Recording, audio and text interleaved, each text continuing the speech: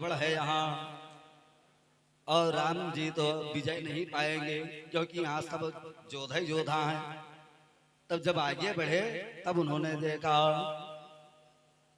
कि रामायुध अंकित ग्रह शोभा बरन न जाय, नम तुलसी का वृंद तहाँ देखी हर से कबीराय। तब कहा आप काम बन गया। हनुमंत लाल ने कहा आप काम बन गया। यहाँ भी भगवान के भक्त हैं, अभी यही से काम बनेगा। अब तो जरूर भगवान माता का भी दर्शन हो जाएगा और भगवान यहाँ विजय भी प्राप्त कर लेंगे। तब वहां कौतुक किया हनुमान जी ने, जैसे कैलाश पर्वत पर कौतुक नारद जी ने किया, ऐसे वहां कौतुक हनुमंत लाल जी ने किया।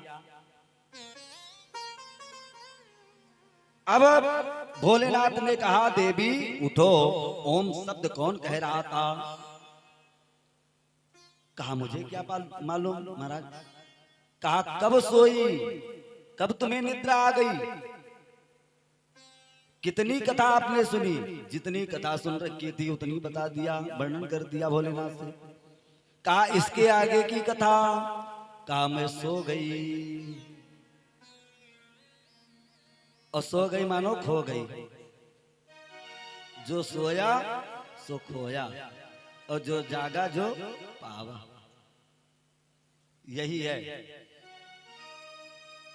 तो इसलिए कहा देवी तब किसने ओम शब्द उच्चारण किया? अब भोलेनाथ का दिमाग घूमा। कहा किसी ने जरूर चुपके से हमारे अमर कथा की चोरी की है। भोलेनाथ ने त्रिशूल के तरफ दृष्टि घुमा करके और देखना प्रारंभ किया। त्रिशूल मूर्तिकार हो करके हाथ जोड़ करके और भोलेनाथ के तरफ हाथ जोड़ करके खड़ा होगा। नाथ मुझे क्षमा करना। त्रिशूल ने सोचा कि पता नहीं क्या अभी हो सकता है कि तीसरी अगर नेत्र खुल जाएगी भोलेनाथ की तो मुझे भस्म हो जाना पड़ेगा। इसलिए वो मूर्तिकार होकर के और आगे हाथ जोड़ करके खड़ा हो गया। भोलेनाथ से कहने लगा कि मुझे क्षमा करो प्रभु, मैं निरीक्षण करके आया था तो कोई नहीं था, एक केवल अंडा बैठ पड़ा हुआ था, वो भी निष्प्राण था, उसमें कोई प्राण नहीं था। तब कहा जिसने मेरी अमर कथा की चोरी की है उसे मैं मार दूंगा। अब त्रिशूल को आदेश दिया कि जाओ, जिसने चोरी से चुपके से अमर कथा की चोरी की है उसको मार डालो। त्रिशूल जब त्रिशूल को आते देखा सुख के शावक ने तो सुख का शावक भागा वहां से, कैलाश पर्वत से उड़ करके भागा और आगे आगे शावक भगता जा रहा है, पीछे पीछे त्रिशूल लगा है भोलेनाथ का। और जाते जाते ना ब्रह्मा के यहाँ उसको ठिकाना मिला, ना विष्णु के यहाँ ठिकाना मिला, ना इंद्र के यहाँ उसे ठिकाना पड़ा, किसी के यहाँ कोई व्यवस्था नहीं। सबने नकार दिया कि नहीं नहीं, मेरे यहाँ कोई शरणागति नहीं है, मैं नहीं रक्षा कर सकता हूं तुम्हारी। तब व्यास जी के, वेद व्यास जी के आश्रम में जा पहुंचा। वहां देखा कि उसी समय वेद व्यास की पत्नी बिटिका देवी जमाई उनको आ गई थी। और जैसे जमाई में मुख खोल जाता है ना, तो मुख जैसे जमाई में खुला तैसे सुख ने देखा अवसर का लाभ उठा लेना चाहिए। इससे बढ़िया सुरक्षित स्थान और कोई नहीं है। बस सुख के शावक ने तुरंत अवसर का लाभ उठा लिया और बिटिका देवी के अंदर में प्रविष्ट हो गया, उधर में चला गया। वो सुख का था। त्रिशूल पहुंचा वेद व्यास जी के आश्रम में। त्रिशूल ने कहा कि व्यास जी मेरा यहाँ चोर आया है, भोलेनाथ का। कहा भोलेनाथ का चोर? कहा हाँ। कहा भोलेनाथ के पास कौन सी चोरी उसने किया कैलाश पर्वत पर, और क्या है उनके पास? जब स्वयं भांग पीते हैं, भस्म रमाते हैं, तो उनके पास क्या है? किस चीज की चोरी उसने किया? चोर ने बताओ। तब भोलेनाथ के त्रिशूल ने कहा उसने राम अमर कथा की चोरी की है चुपके से, इसलिए मैं उसे मार दूंगा। तब हंसी आ गई व्यासी को, और जब हंसी आई तो त्रिशूल ने कहा क्यों हंस रहे हैं आप? कहा आपके भोलेनाथ बड़े भोले भाले हैं। कहा क्यों? कहा इतने भोले भाले हैं कि बताओ जिसने राम ये अमर कथा सुननी उसे भला कोई संसार में मार सकता है? और अगर तुम मार दोगे तो किसकी बदनामी होगी? अब तो त्रिशूल चक्कर में पड़ गया। कहा हाँ भोलेनाथ की हमारे प्रभु की बदनामी होगी। कहा लोग यही संसार में कहेंगे कि भोलेनाथ के त्रिशूल ने एक सावक को, जो सावक अमर कथा सुन रखी थी भोलेनाथ के द्वारा, और उसको त्रिशूल ने उसकी हत्या कर दी। और किसका आदेश था? भोलेनाथ का आदेश था, इसलिए उसने हत्या कर दिया, मार दिया उसे। तो भला बताओ तुम अपजस के पात्र बनना चाहते हो? वापस चला गया जाकर के कैलाश पर। वही समय काल पूरा हुआ, वही लड़का बिटका देवी की गर्भ से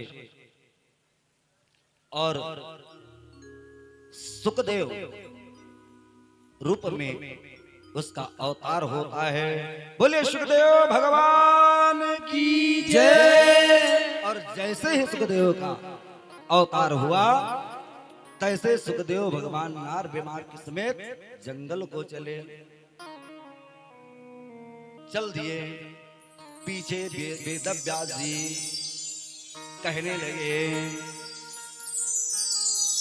कह रहे हैं यम प्रजंत मनुपेतमपेत कृत्यम द्वैपायनो विरह कातर आजुहावा पुत्रे तन्मयतया तरबो भने दुस तम सर्वभूत हृदयम मुनिमानतोस्मि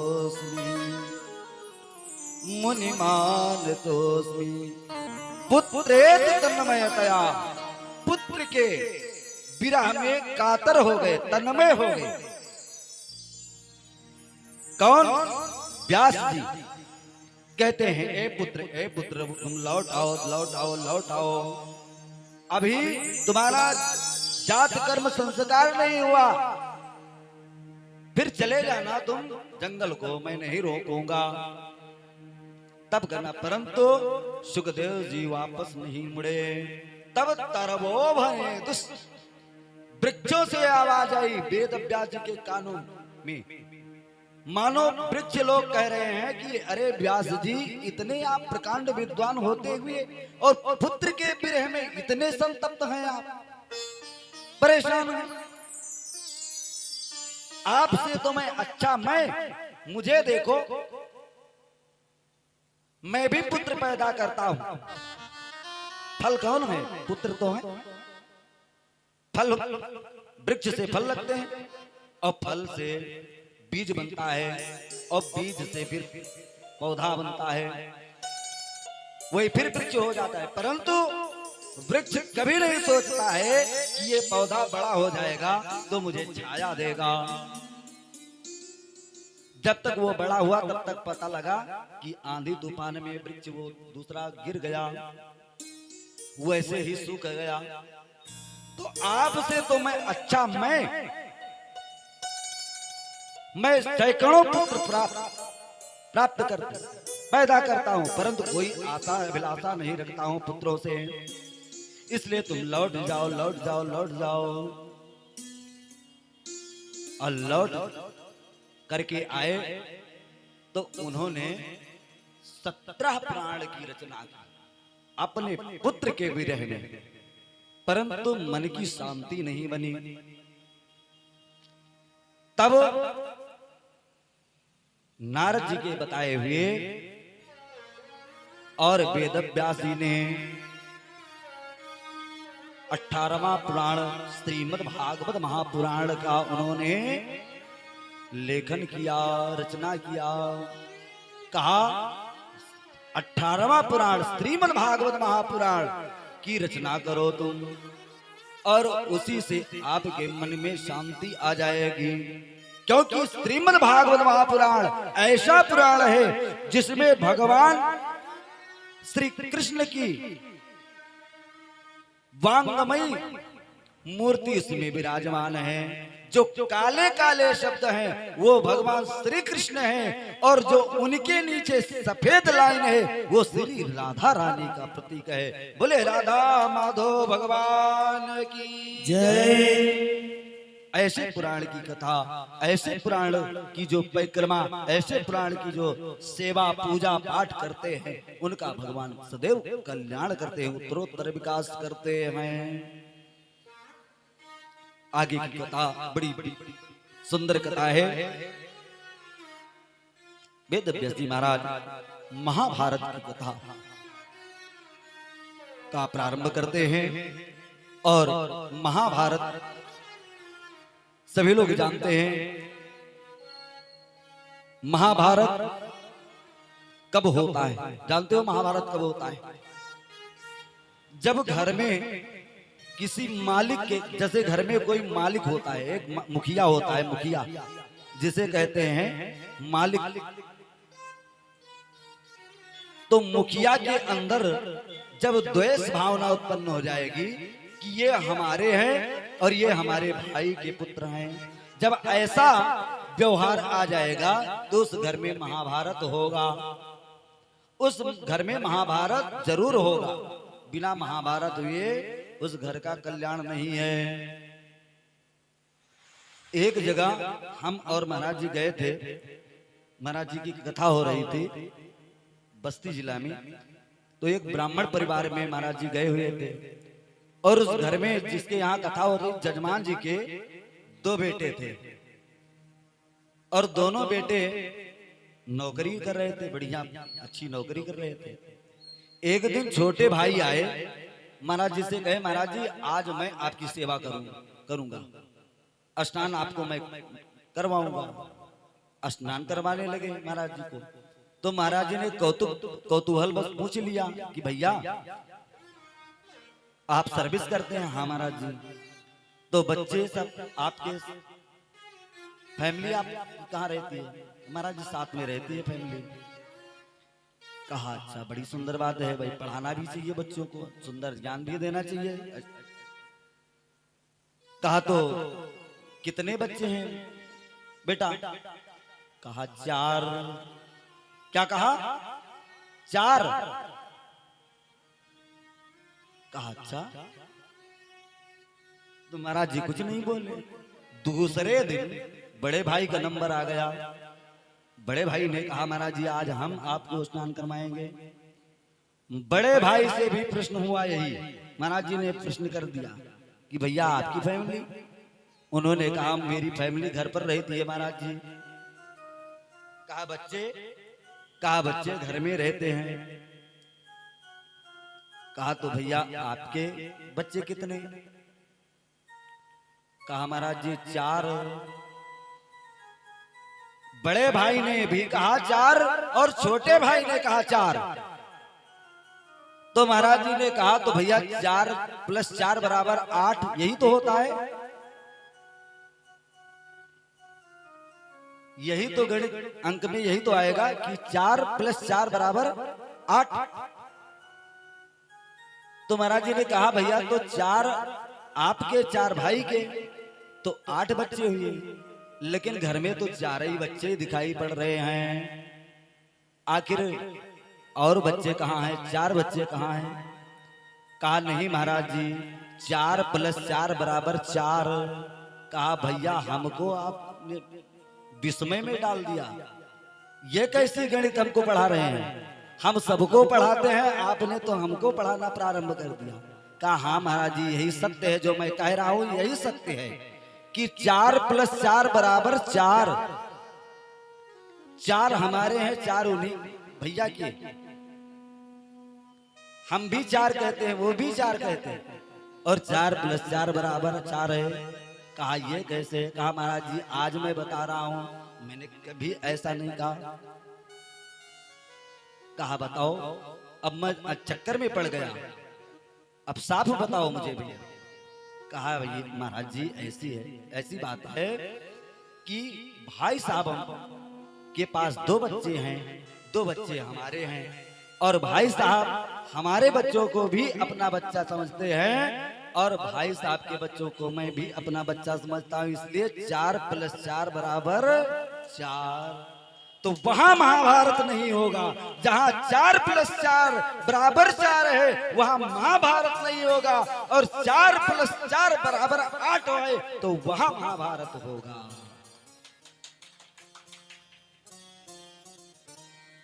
शिक्षा यही प्रारंभ, महाभारत यही से प्रारंभ होता है।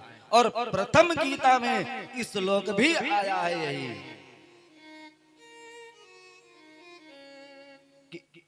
धृतराष्ट्र, धृतराष्ट्रवाच, यही तो आया है गीता में, धृतराष्ट्रवाच। महाराज जी ने तो कहा, जो जिसने उसमें लिखा है उसमें ये नहीं लिखा कि अंधरावाच।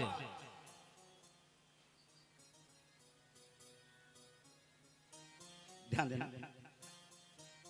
तो वहां महाराज जी ने कहा, जिसने लिखा है कि धृतराष्ट्रवाच, वहां लिखना चाहिए अंधरावाच। अंधरा बोला, जो अंधा है वो बोल रहा है। धृतराष्ट्रवाच क्या कहता है? कुरुक्षेत्रे धर्मक्षेत्रे कुरुक्षेत्रे संवेते युद्धोत्सवः मामका पांडवाश्चैव किं कुर्वते संजय। धृतराष्ट्र अंधा है और संजय को दिव्य दृष्टि मिली है। संजय उनके मंत्री हैं, संजय को दिव्य दृष्टि मिली है। इसलिए दिव्य दृष्टि मिली है कि संजय सब कुरुक्षेत्र के युद्ध को देख करके सारी घटना धृतराष्ट्र को बताते रहे कि अब क्या हो रहा है, अब क्या होने वाला है। तो वही अंधरा, ये धृतराष्ट्र इतने मोह में पड़े हैं, इतने घबराए हुए हैं कि एक ही क्षेत्र का 2 नाम कहते हैं। क्या कहते हैं?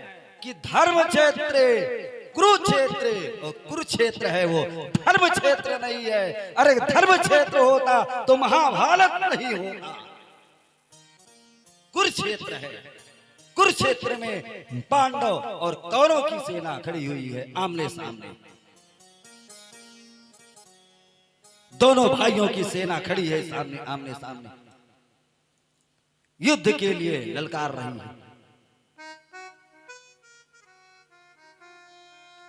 और इतना घबराया है मालिक, घबराया है, मोह है अपने पुत्रों में। और संजय से पूछता है, धर्म क्षेत्र कुरुक्षेत्र और संवेते युद्धोत्सवः और माम का, क्या कहता है? मेरे मेरे मेरे पुत्र माम का पांडवाश्चैव किम कुर्वति संजय। ए संजय बताओ, जल्दी बताओ, मेरे और पांडव के पुत्र में इस समय क्या होने वाला है? तो भला बताओ उस घर में महाभारत नहीं होगा? महाभारत जरूर होगा। जब घर का मालिक के अंदर ये विचारधारा है कि ये मेरे पुत्र हैं, ये मेरे भाई के पुत्र हैं, तो उस घर में महाभारत होगा। महाभारत का युद्ध समाप्त हो चुका है। कौरवों की सारी सेना मारी जा चुकी है। युधिष्ठिर भीम के गदे से आघात होकर के और उस क्षेत्र में पड़ा हुआ कहा कराह रहा है, घायल है बेचारा, कराह रहा है, प्राण नहीं निकल रहे हैं। क्यों प्राण निकल जाएं? क्योंकि उसे वरदान था। वरदान यही था कि तुम जब ये सुनोगे अपने कानों से, खुशी और गम की बात जब सुनोगे, तब तेरा प्राण अंत होगा। उसके पहले तुम्हारा प्राण नहीं निकलने वाला।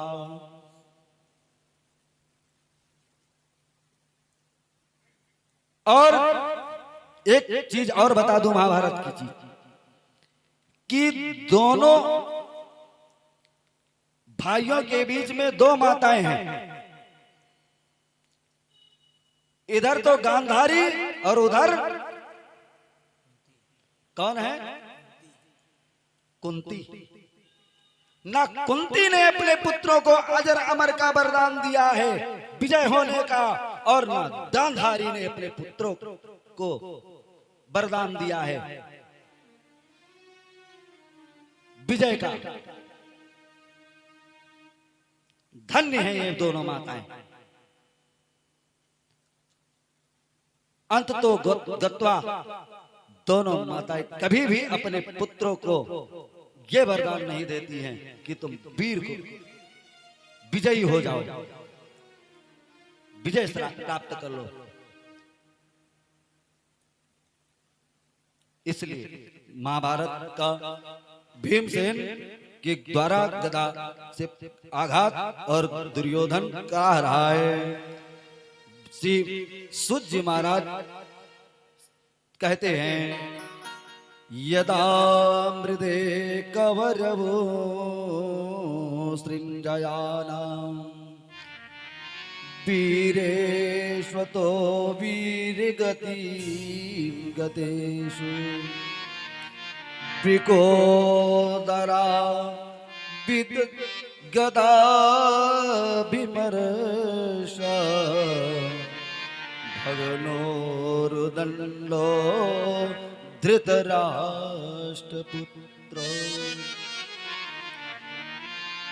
धृतराष्ट्र का पुत्र कौन? दुर्योधन। दुर्योधन करा रहा है और ये उसके गुरु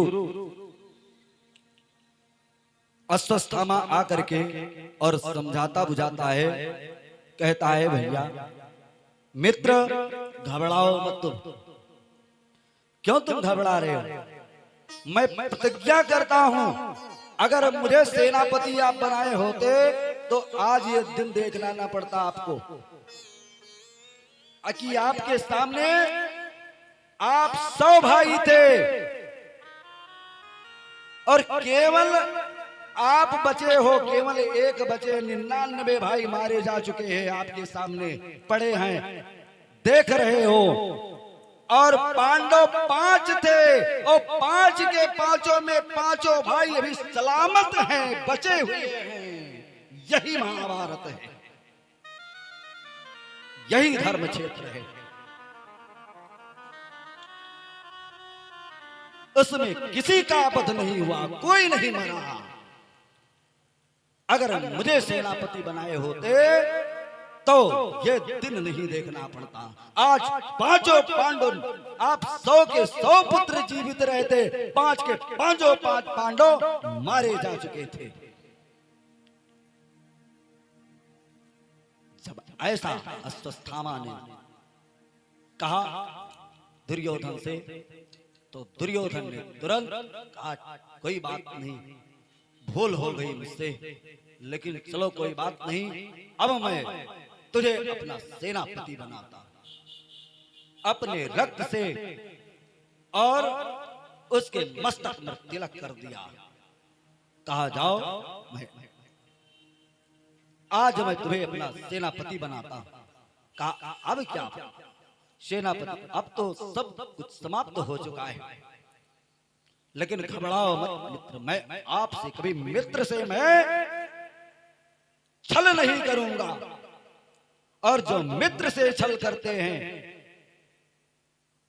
वे संसार में कभी सुखी नहीं रहते। मित्र से कभी धोखा नहीं करना चाहिए।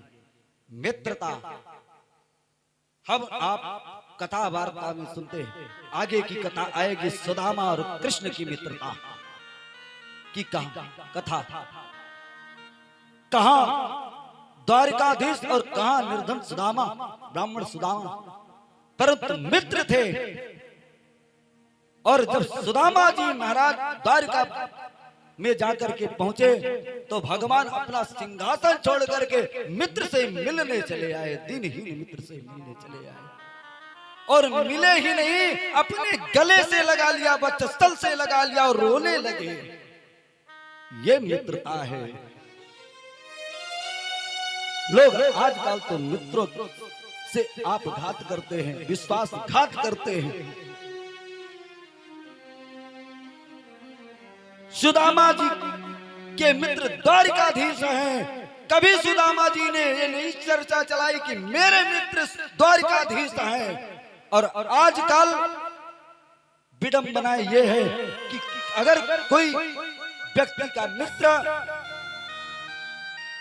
विधायक हो जाएगा, एमपी हो जाएगा, प्रधान होता है, तो हम आप गाते हैं कि हमारा मित्र विधायक है, मंत्री है, एमपी एमएलए है। परंतु सुदामा जी ने नहीं गाया।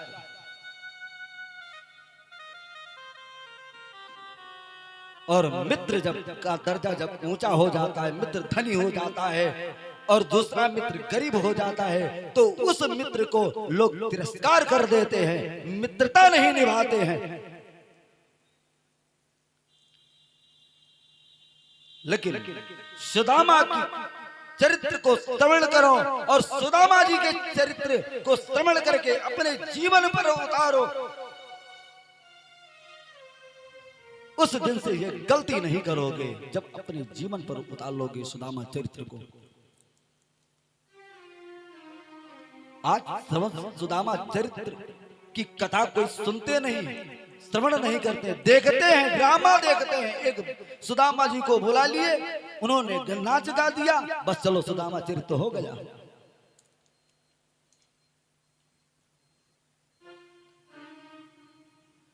आज वही मित्र अश्वत्थामा कहता है, मित्र मैं जरूर आपकी मित्रता निभाऊंगा और मैं प्रतिज्ञा करता हूं कि आज की रात्रि में पांचों के पांचों का पांडवों का मैं सिर लेकर के तुम्हारे पास आऊंगा।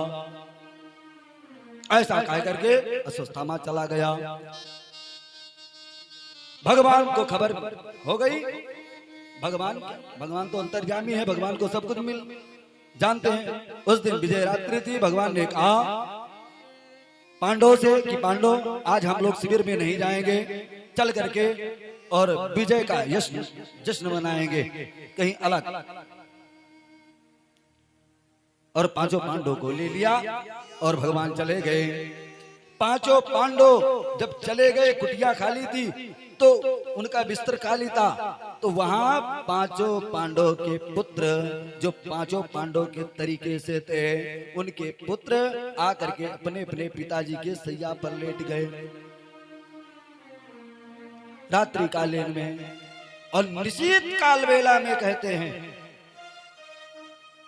पहुंचा नंगी तलवार लेकर के, देखा सूना आश्रम, घर सुना देखा पांचों के पांडव सोए हुए हैं। अश्वत्थामा सोचने लगा बढ़िया मौका है, एक बार ही में पांचों पांडवों का वध कर देना चाहिए।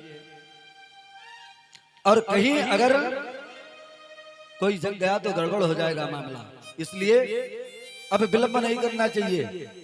अश्वत्थामा ने नंगी तलवार निकाल कर पांचों पांडवों के पुत्रों का वध कर दिया। वध करके और उनके सर को ला करके और दुर्योधन को दिया। कहा मित्र लो, मैंने प्रतिज्ञा किया था कि 5 के 5 पांडवों का मैं सिर लाऊंगा। अब आज मैं 5 पांडवों का सिर ला करके तुम्हारे पास अर्पण कर दिया हूं। अब जो तुम्हारी इच्छा हो सो करो।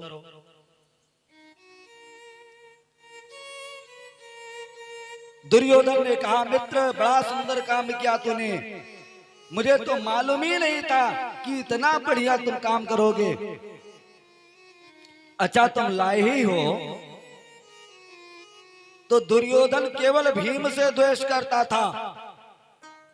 क्यों ना द्वेष करे, क्योंकि भीम के गदा से वो आघात था, इसलिए भीम से ही किटकिटाया हुआ था, नाराज था वो।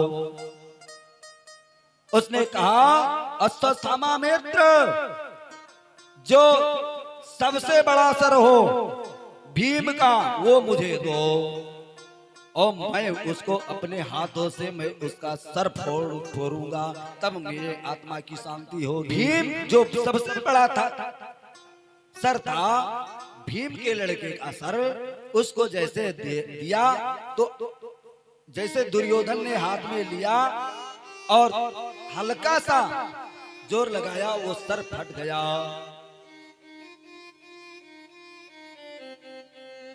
अब दुर्योधन चकित हो गया। अश्वत्थामा से कहा और सर लाओ। एक एक करके सर 5 सर दे दिया और 5 सर तो फूट गए जल्दी से। तब दुर्योधन के आंखों में अश्रु आ गए। अरे मित्र, तुमने मित्रता नहीं निभाई, तूने तो शत्रुता निभाई है। मैं तेरा भला बताओ, ये बच्चे तुम्हारा क्या बिगाड़े हुए थे? कौन सा अपराध बच्चों का था, क्योंकि जो तुम बच्चों को लेकर के मेरे पास आए हो? भला बताओ। अरे ये 5 पांडवों का सर नहीं है, मेरे 5 बेटों का सर है, ये पुत्रों का सर है।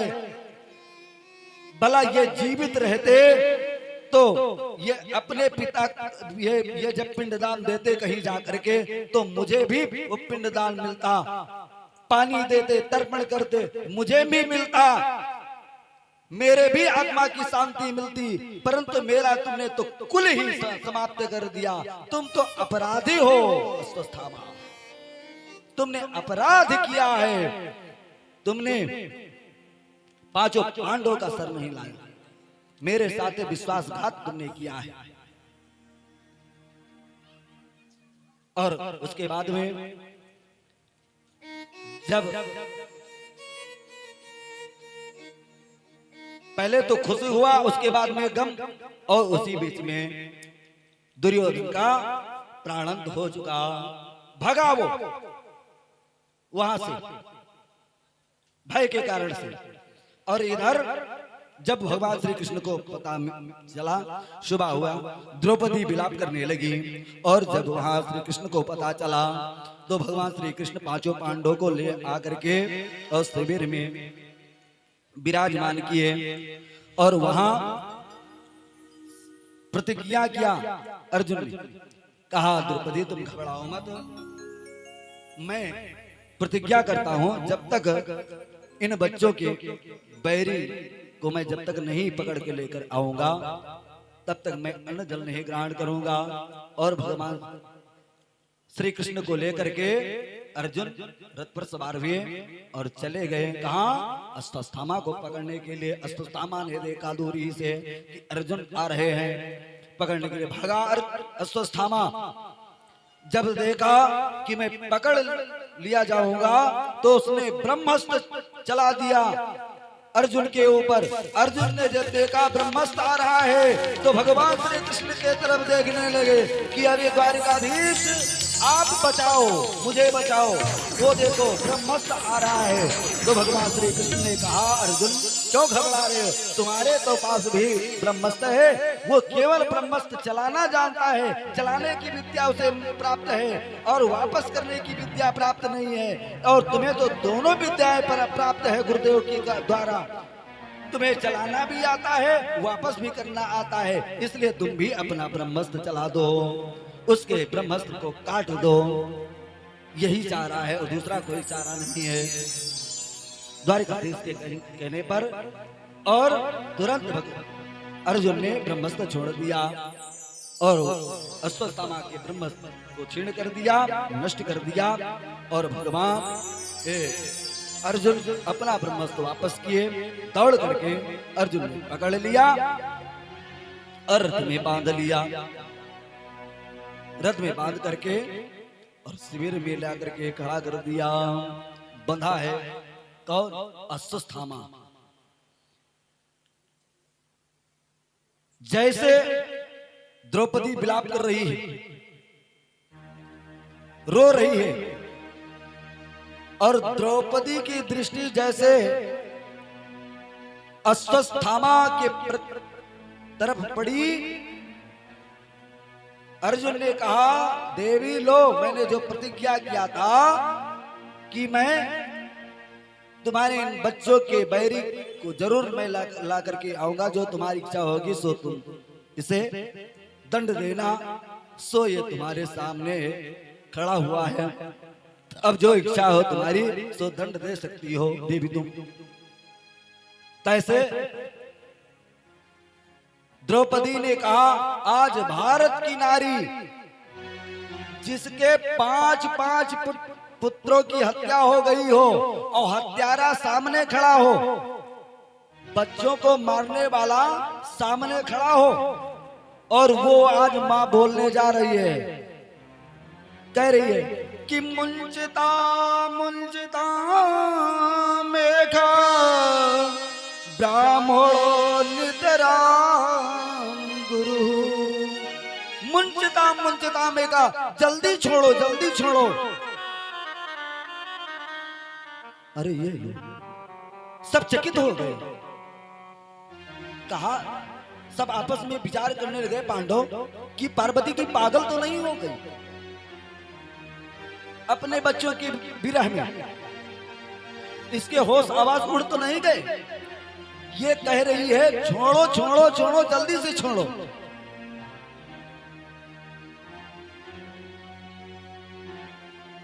पार्वती द्रौपदी ने कहा, मुंचिता मुंचिता मेघ ब्राह्मणो नितराम गुरु। नितराम, ये आपके गुरुपुत्र हैं और गुरु की हत्या पहले हो चुकी है। गुरु माता अपने पति के शोक में संतप्त है, रुदन कर रही है, अपने पति के विरह में परेशान है। और अगर कहीं गुरु के पुत्र को मार दोगे तो दो अपराध होगा। मैं तो एक अपने 5 ही पुत्रों को, मेरे 5 पुत्र मरे हैं, मैं रो रही हूं, और अगर कहीं तुमने इसका वध कर दिया तो 2 हत्याएं लगेगी आपको। इसलिए मुंचिता मुंचिता मेघ नितराम नितराम ब्राह्मण गुरु। गुरुपुत्र है और ब्राह्मण भी है। यहीं पर एक बड़ा सुंदर गीत आता है कि मार दिया जाए या छोड़ दिया जाए, बोल तेरे साथ क्या सलूक किया जाए। छोड़ दिया जाए या छोड़ दिया जाए, बोल तेरे साथ क्या सुलूक किया जाए। मार दिया जाए कि छोड़ दिया जाए, वो तेरे साथ क्या सलूक किया जाए। बोल तेरे साथ क्या सलूक किया जाए, मार दिया जाए या छोड़ दिया जाए। बोल तेरे साथ क्या सलूक किया जाए। दिया जाए या छोड़ दिया जाए, वो तेरे साथ क्या सुलूक किया जाए। तब द्रौपदी ने कहा से छोड़ दो। और भगवान कहते हैं, भगवान क्या कहते हैं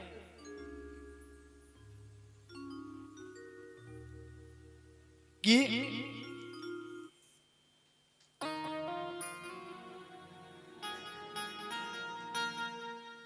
जो आतताई होते हैं उसका वध कर देना चाहिए।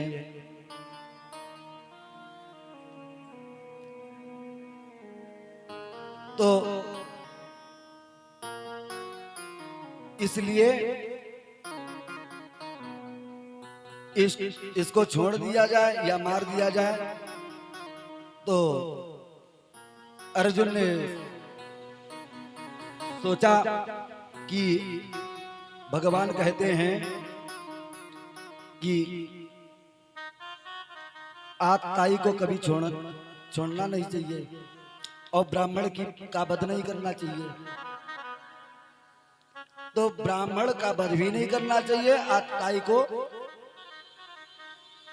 छोड़ना भी नहीं चाहिए। तो इसलिए अब मैं क्या करूं, चक्कर में पड़ गए। जब चक्कर में पड़े तो अब परेशान सोचने लगे। तब उन्होंने देखा कि अश्वत्थामा के मस्तक में एक मणि थी, उसका मुंड छिलवा दिया, मुंडन करवा दिया और मणि को निकलवा लिया मस्तक से। वो तेजहीन हो गया। किसी संभ्रांत व्यक्ति का अपमान कर दिया जाए तो वो मृत्यु के, वो बार बार वो बात सोचेगा तो जानो वो मृत्यु के तरीके से उसका अपराध हो, वो उसे सजा मिल गई। जितनी बार वो सोचेगा उसके विषय में उतनी बार वो मरेगा। भगवान के कहने पर अर्जुन ने मणि को निकाल लिया और अश्वत्थामा के मुख में कालिक पोत करके नगर से बहिष्कृत कर दिया। परंतु अश्वत्थामा भी कहां बैठने वाला। अब अश्वत्थामा को गुस्सा आ गया और जबरदस्त उसने सोचा अब मैं पांडवों के वंश को ही नहीं चलने दूंगा। इधर अभिमन्यु की पत्नी जो उत्तरा देवी थी उसके गर्भ में एक बालक पल रहा था। अश्वत्थामा ने फिर दूसरा ब्रह्मास्त्र छोड़ दिया। जैसे ब्रह्मास्त्र छोड़ा और इधर भगवान श्री कृष्ण पांडवों को सांत्वना देने के बाद में कह रहे थे कि अब हम जाना चाहते हैं द्वारिकापुरी। अब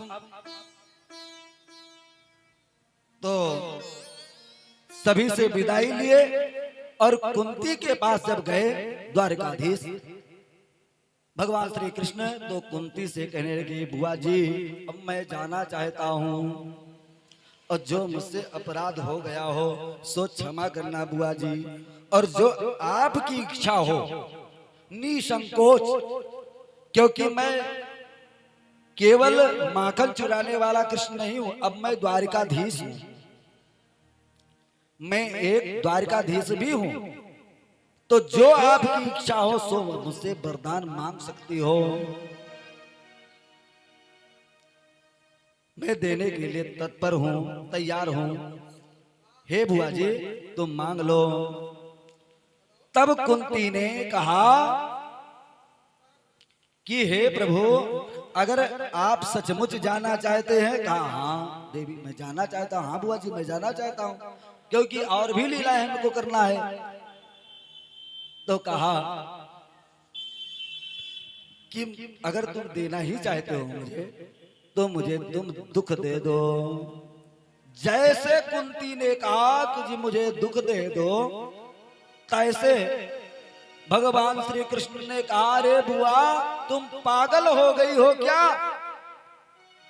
लोग मुझसे सुख की अनुभूति करते हैं और मुझसे धन की अनुभूति करते हैं, और तुम दुख मांगती हो जो मेरे पास है ही नहीं, मैं कैसे दे दूं दुख? भगवान हमारे कौन है? कौन है भगवान हमारे? जो आनंद सिंधु सुख राशि करते लोक सुपासी। जो आनंद सिंधु सुख राशि करते लोक सुपासी। जो आनंद सिंधु सुख राशि करते लोक सुपासी।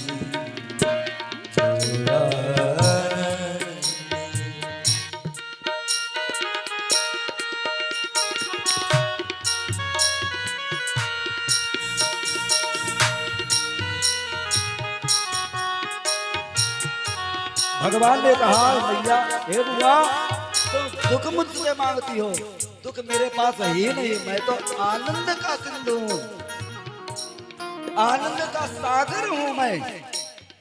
आनंद मांगो मुझसे तो मैं देने के लिए तैयार हूं, मेरे पास तो दुख ही नहीं है तो मैं कैसे दुख दे दूं? अब बड़ा सुंदर कुंती ने कहा कि बाछुड़ाए जात हो और निर्बल जान के मोहे, और प्राणन ते जब जाओगे मर्द बखार। तब मैं जानूंगा तुम आप द्वारिकाधीश हो जब प्राण से मेरे निकल जाओगे। अभी तो बाण छुड़ा करके जा रहे हो तुम, इसलिए मुझे दुख दे दो। और एक बात कहती है सुख में सुमिरन सब करे, दुख में करे ना को। सुख में सुमिरन सब करे, दुख में करे ना कोई। जो सुख में सुमिरन करे गो, दुख काहू को हो कबीरा, दुख काहू को हो। जो दुख में सुमिरन करे, दुख काहे का होय कबीरा, दुख काहे का हो।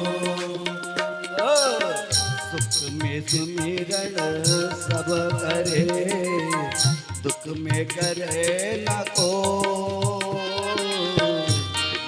सुमिरन सब करे, दुख में करे ना को।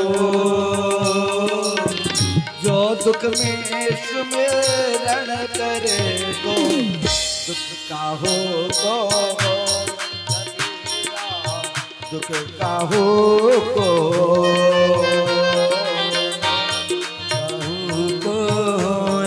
कबीरा दुख काहे को।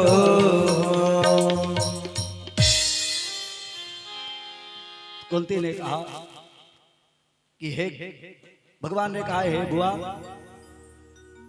सुख में तो लोग कीर्तन करते हैं, हमारा नाम संकीर्तन करते हैं, परंतु दुख में कोई नहीं। ओ दुख में सभी लोग कीर्तन करते हैं, बल्कि सुख में कोई नहीं नाम लेता है। जब सुख की अनुभूति आ जाती है तो सुख में सब लोग भूल जाते हैं, कहते हैं ये हमने किया, ये हमने किया। और बुआ जी तुम दुख मांगती हो, इसलिए बुआ जी मेरे पास दुख नहीं है। और भगवान श्री कृष्ण जैसे ही अपना दाहिना पैर रथ पर रखते हैं, ऐसे आवाज आ जाती है, भयानक आवाज, जोर से रोने की।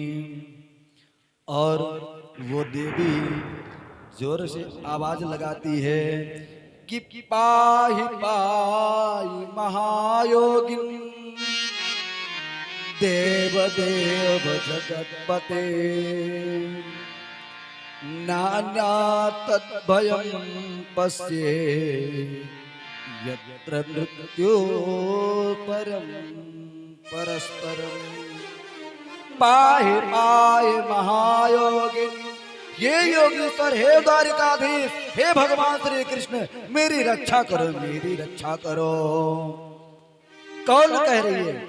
उत्तरा, अभिमन्यु की पत्नी दौड़ी दौड़ी भगी आ रही है और कह रही है मेरे गर्भ की रक्षा करो, मेरे गर्भ की रक्षा करो, मेरा गर्भ अभी जल जाएगा, जल जाएगा। भगवान श्री कृष्ण जान गए और भगवान श्री कृष्ण ने सूक्ष्म रूप धारण करके के गर्भ में प्रविष्ट कर लिया। उत्तरा की धन्य हो गई उत्तरा। आज उत्तरा देवी पूरे कथा में ऐसी ये देवी, भारत देश में ऐसी प्रधान देवी जो है हमारी उत्तरा महारानी। उत्तरा महारानी के गर्भ में आज भगवान और जीव दोनों विद्यमान हैं, इसलिए बोले भक्त वत्सल भगवान की जय। आज भगवान और भगवान के भक्त विद्यमान हैं। अपने भक्त की रक्षा करने के लिए भगवान गर्भ में प्रविष्ट करते हैं, परंतु भगवान कभी गर्भ में नहीं आते। अजन्मा है भगवान, कभी जन्म नहीं लेते हैं। और गर्भ में जाकर के उतरा के और भगवान ने अपने गदा को ऐसा घुमाया चक्र की भांत कि वेद व्यास जी ने अपने श्रीमद् भागवत महापुराण में लिखना पड़ा कि मानो चक्र से भगवान ने उस बालक की रक्षा करी हो। चक्र की भांत उनको दिखाई पड़ा गदा भगवान। और भगवान ने उस बालक की रक्षा किया। बालक सुरक्षित पैदा हुआ, उसका नाम विष्णुरात रखा गया। विष्णुरात बड़े हुए और वो माँ ये पांडव लोग धीरे धीरे वो बालक जब बड़ा हुआ तो अब वो प्रतीक्षा करने लगा। जिसको अपने माँ के गर्भ में देखा था उसको नहीं देख रहा है, इसलिए व्यग्र रहता है, चिंतन उनका बना रहता है और नित्य प्रति चिंता करता रहता है उस मूर्ति की। इसलिए उसका नाम परीक्षित पड़ गया। लोग परीक्षित परीक्षित करने लगे और पांडव लोग परीक्षित को राजगद्दी पर बिठा करके अपना स्वयं चले गए वन के लिए। और इधर महाराज परीक्षित राज को संभालने लगे। एक दिन महाराज परीक्षित अब मन में आखेट करने के लिए गए हुए थे और जब वापस हुए तो उनको प्यास लगी। जब प्यास लगी तो एक दूर ही से एक आश्रम देखा और वहां पर महाराज परीक्षित पहुंचे तो वो आश्रम था शमीक ऋषि का आश्रम। शमीक ऋषि उस समय ध्यान अवस्था में थे, आंखें बंद थी, कमंडल में जल रखा हुआ था। और महाराज परीक्षित जब पहुंचे आश्रम में तो अपने घोड़े के से ऊपर जब नीचे उतरे तो महात्मा जी को पुकारा कि हे महात्मा, मुझे जल चाहिए, मुझे प्यास लगी है, मुझे जल दो, मुझे प्यास लगी है। परंतु कोई हलचल नहीं हुआ। महाराज परीक्षित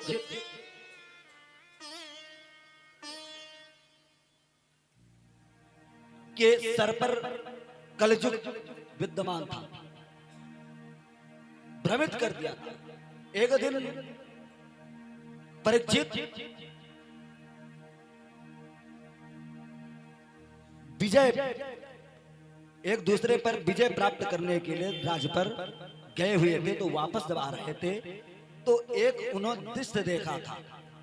एक काला काला व्यक्ति मोटा सा डंडा लिए हुए एक बैल पर प्रहार कर रहा है और बैल की 3 टांगे टूटी हुई है। एक टांग के बल पर बैल खड़ा हुआ है और बगल में एक गाय खड़ी हुई है। गाय के आंखों से अविरल आंसुओं की धारा बह रही है। जब दूर ही से महाराज परीक्षित ने यह दृश्य देखा तो महाराज परीक्षित को गुस्सा आ गया। महाराज परीक्षित ने उस व्यक्ति को ललकारा, काहे दुष्ट, तुम समझ जाओ, मृत्यु के लिए तुम तैयार हो जाओ, मैं तुझे अभी मृत्यु के हवाले कर देता हूं, मैं तुझे मार डालता हूं। तुम इतना अपराध मेरे राज्य में कर रहे हो, तुम्हें नहीं पता कि ये मेरा राज्य है, मेरे राज्य में कोई अपराध नहीं करता है। वो कोई दूसरा नहीं था, वो था कलयुग। और जो बैल था वो धर्म था, धर्म का प्रतीक था। और जो गाय थी वो पृथ्वी थी।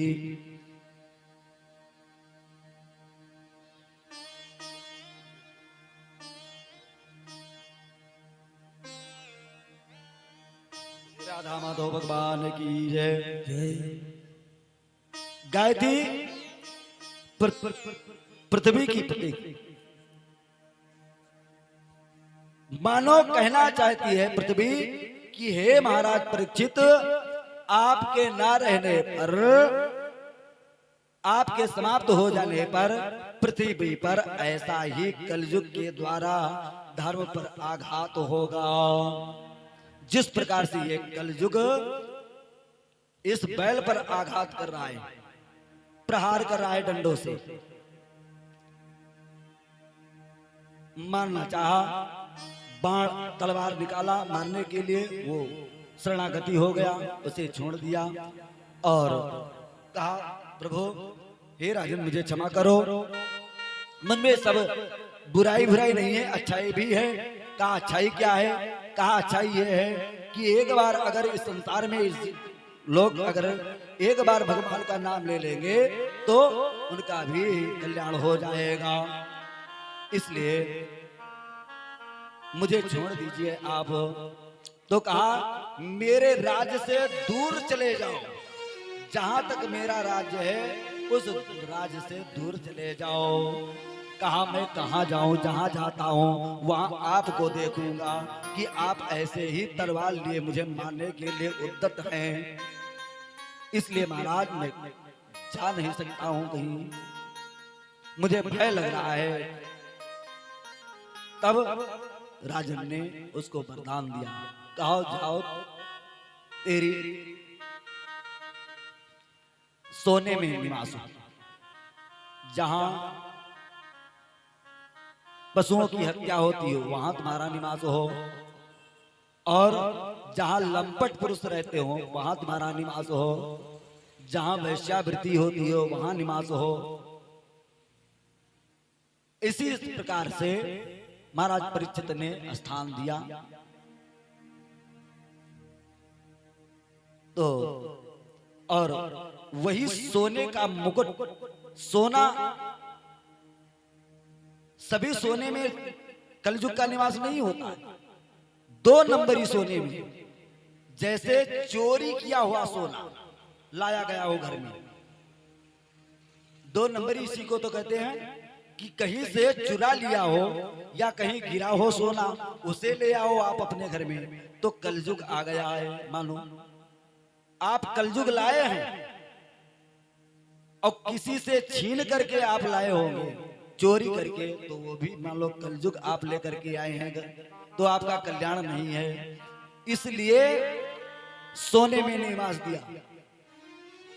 और उस दिन जिस दिन गए थे शिकार खेलने के लिए, उस दिन महाराज परीक्षित अपना मुकुट जो हमेशा धारण करते थे वो मुकुट नहीं धारण किए, भूल गए।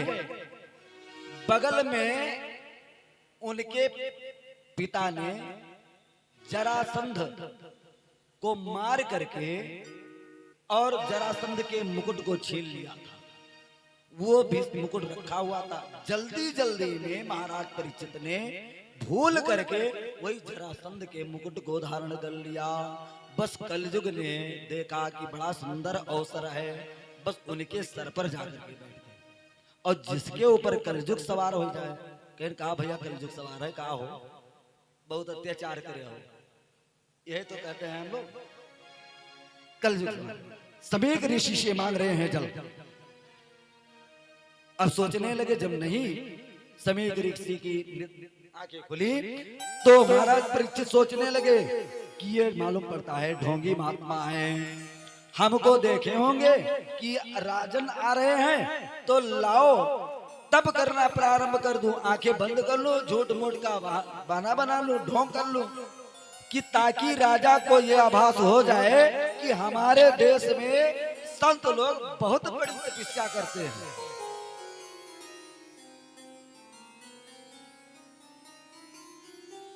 परंतु नहीं, यह बात नहीं थी। सचमुच का ध्यान लगा हुआ था समीक ऋषि का। बस इतने में महाराज परीक्षित, कलयुग सवार था, परीक्षित के सर के ऊपर भ्रमित कर दिया उनकी बुद्धि को। आओ न देखा ताओ, देखा इधर उधर आश्रम में एक मृतक सर्प पड़ा हुआ था। अपने धनुष के वो बाण के नोक से उस सर्प को उठा लिया और धीरे से समीक ऋषि के गले में डाल दिया।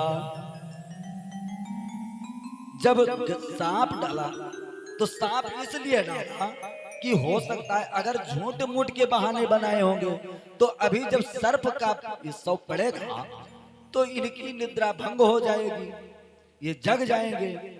परंतु ऐसा नहीं था। था क्या? वहां यह था कि समीक ऋषि ध्यानस्थ अवस्था में थे, भगवान के भजन में लीन थे, कुछ आभास नहीं हुआ। एक गौरमुख नाम का बालक आश्रम में खेल रहा था, उसने ये दृश्य देखा। अब वो दौड़ा, अब सर्प डाल करके और महाराज परीक्षित चले गए अपने मन। जब महल में पहुंचे, मुकुट को उतार करके रखा, तब उनको ध्यान आया कि वाह वारे महाराज परीक्षित, वाह तूने आज कमाल कर दिया।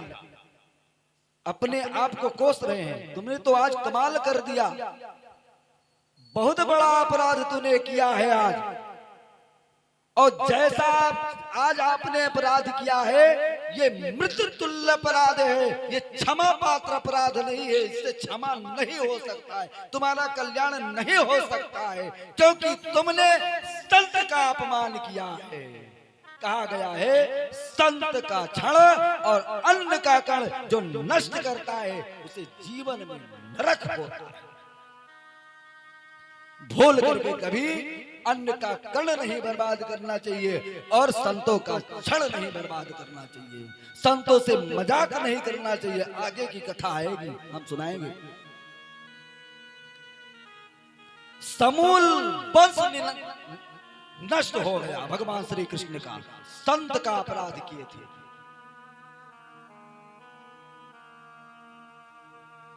इसलिए कथा सुनने के बाद में ये जरूर ध्यान रखें कि कभी किसी संत से ये ना पूछे कि आप महाराज आपका घर कहाँ है, आप क्या करते हैं, मजाक कभी नहीं करें, क्योंकि संत पूते हैं राम के और मन भावे जहाँ जाए, और उनके पीछे हर फिरे कहूँ भूखन ना मर जा। संत तो भगवान के भक्त होते हैं, पूत होते हैं।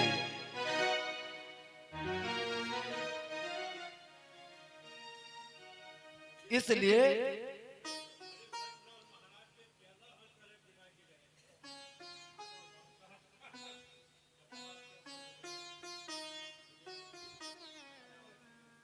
श्री कृष्ण गोविंद हरे मुरारे, हे नाथ नारायण